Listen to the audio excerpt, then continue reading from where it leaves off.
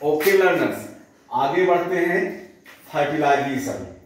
Fertilisation से पहले पिछले लेक्चर में हम गैमीट ट्रांसफर कंप्लीट कर चुके थे।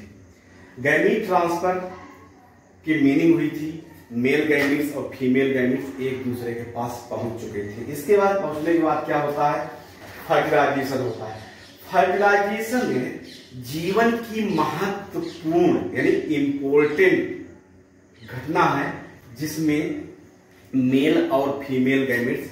देखिए, the most vital event of sexual reproduction is perhaps the fusion of gametes. अब फ्यूजन ऑफ गैमेट्स को ही तो हम फर्टिलाइजेशन कहते हैं। The fusion of male and female gametes called fertilisation or syngamy.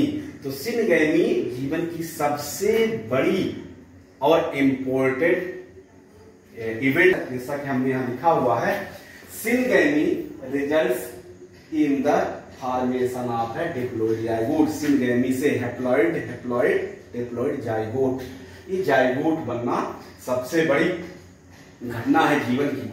अब देखिए, कुछ लिविंग्स में फर्टिलाइजेशन होता ही नहीं। तो पीछे हम प्लांट से पढ़ाए थे, विदाउट फर्टिलाइजेशन एग से एम्ब्रियो डेवलप हो जाए उसे कहते हैं हम पार्थिनोजेनेसिस। पार्थिनोजेनेसिस की बात यहां भी आ गई है। तो देखिए, what would happen if syngamy और फर्टिलाइजेशन डज नॉट अकर। यदि फर्टिलाइजेशन ना हो तो क्या होगा, ये एनसीईआरटी में क्वेश्चन लेसन में दिया हुआ है।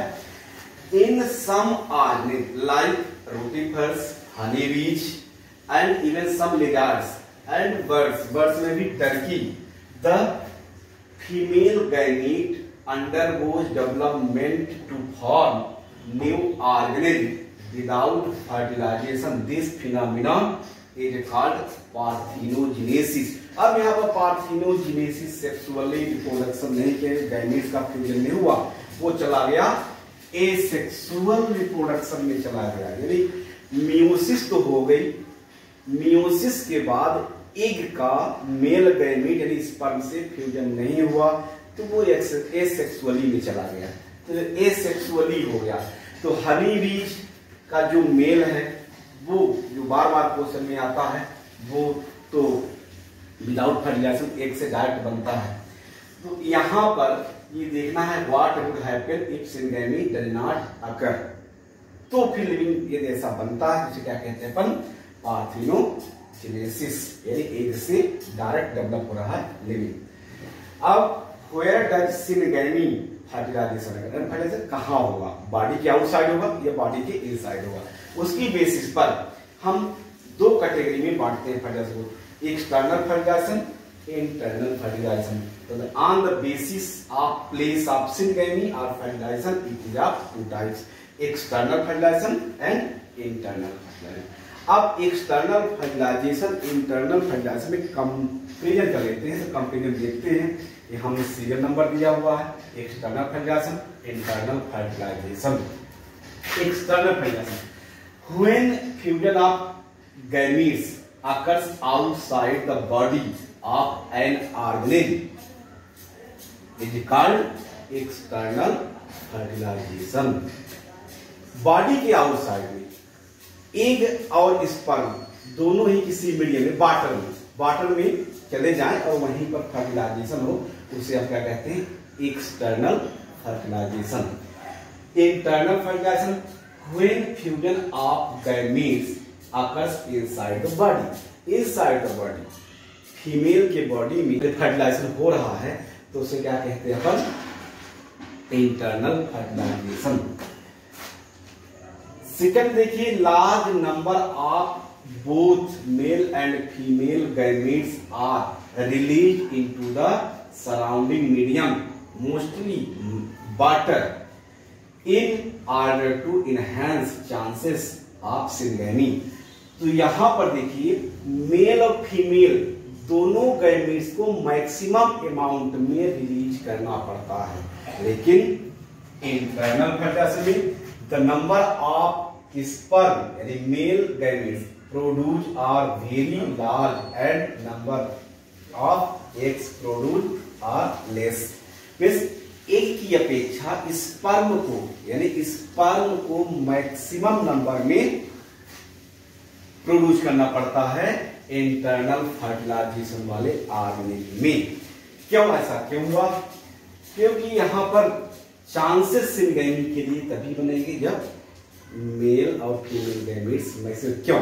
देखिए यहां पर the offsprings are extremely vulnerable to predators, यानी जो बच्चे बनेंगे या ओवम और स्पर्म को ही प्रीडेटर यानी निगल जाते हैं, खा जाते हैं। ऐसे लिविंग्स हैं जो दूसरे के स्पर्म या ओवम को ही खा जाते हैं।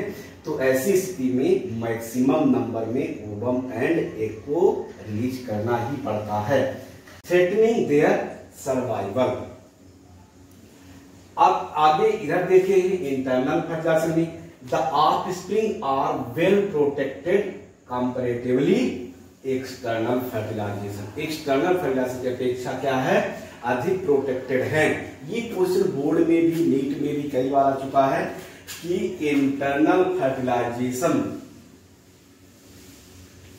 के लिविंग्स जो हैं वो ऑफस्प्रिंग को अधिक प्रोटेक्ट कर पाते हैं देन एक्सटर्नल फर्टिलाइजेशन। तो रीजन यही है कि बॉडी की आउटसाइड में फर्टिलाइजेशन है, उनका डेवलपमेंट आउटसाइड हो रहा है, तो प्रीडेटर्स उनको निगल सकते हैं, खा सकते हैं, और इन्वायरमेंट का फेवरेबल कंडीशन न हो, अनफेवरेबल कंडीशन हो जाए तो लॉस होता है। लेकिन यहां पर न्यूट्रिशन जो है इंटरनल फर्टिलाइजेशन में होता है मदर में।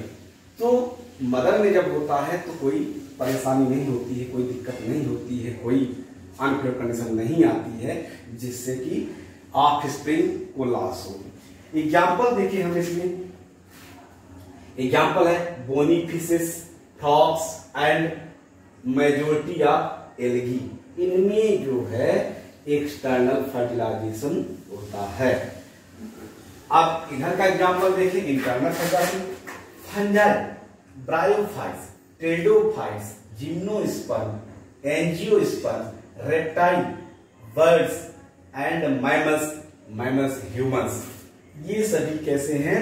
इंटरनल फर्टिलाइजेशन वाले ऑर्गेनिज्म। अब नेक्स्ट आगे बढ़ते हैं पोस्ट फर्टिलाइजेशन इवेंट्स।